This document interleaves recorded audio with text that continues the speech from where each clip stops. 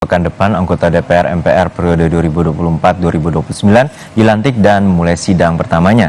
Maka Rabu kemarin MPR periode 2019-2024 menggelar sidang terakhir. Fraksi Partai Persatuan Pembangunan mengucapkan salam perpisahan karena tidak ada lagi di MPR pada periode mendatang.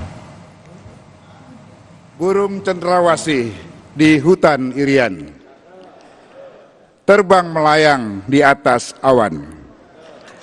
Ucapan terima kasih kami haturkan atas kehadiran Bapak dan Ibu sekalian. Pohon beringin di persimpangan jalan, tegak berdiri meskipun diterjang badai dan topan. Izinkan kami menggelar sidang akhir masa jabatan untuk menyampaikan laporan kinerja dan rancangan putusan.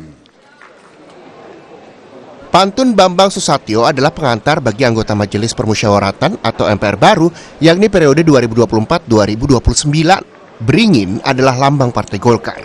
Namun, konteks Bambang berpantun adalah untuk salam perpisahan sekaligus menyambut anggota baru MPR.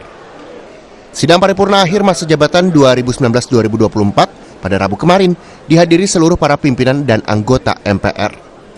Sidang menyetujui dua rancangan putusan, yakni rancangan peraturan MPR tentang tata tertib dan rancangan keputusan MPR tentang rekomendasi MPR periode 2019-2024. Saat menyampaikan pandangan fraksi atas perubahan tata tertib MPR, Partai Persatuan Pembangunan juga menyampaikan salam perpisahan karena P3 gagal lolos ke Senayan dalam pemilihan legislatif 2024.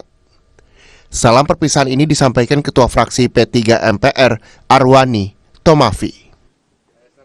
Kami menyampaikan permohonan maaf sekaligus juga ucapan terima kasih yang tak terhingga atas kerjasama dan kebersamaan kita semua dalam lembaga tercinta kita ini, Majelis Permusyawaratan Rakyat.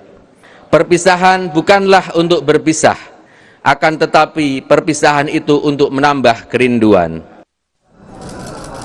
MPR periode 2019-2024 adalah lembaga tinggi negara yang membuat terobosan dalam menghapus ketetapan atau TAP MPR yang membuat 3 presiden mendapat citra buruk di masyarakat dan membuat ketiga presiden dilengserkan.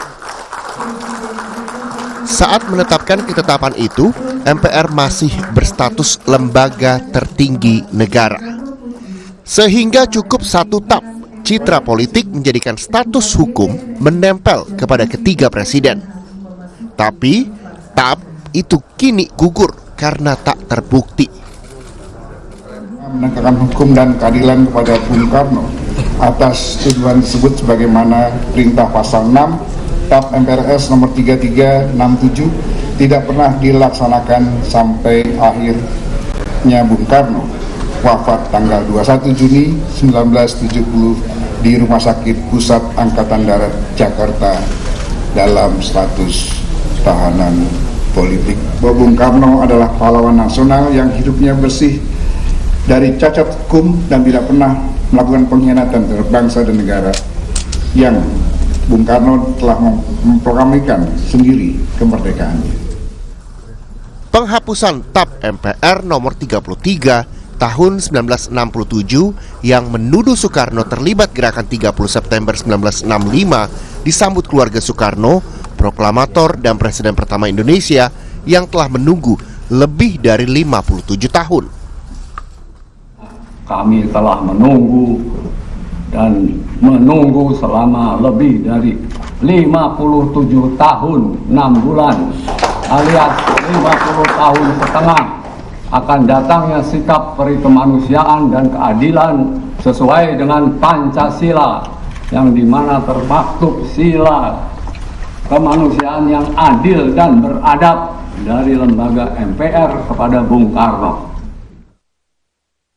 Tak cuma untuk Soekarno, TAP MPR nomor 11 tahun 1998 yang mendiskreditkan Presiden kedua Soeharto dan TAP MPR nomor 2 tahun 2001 yang mendiskreditkan Presiden keempat Abdurrahman Wahid atau Gus Dur juga dicabut MPR periode 2019-2024.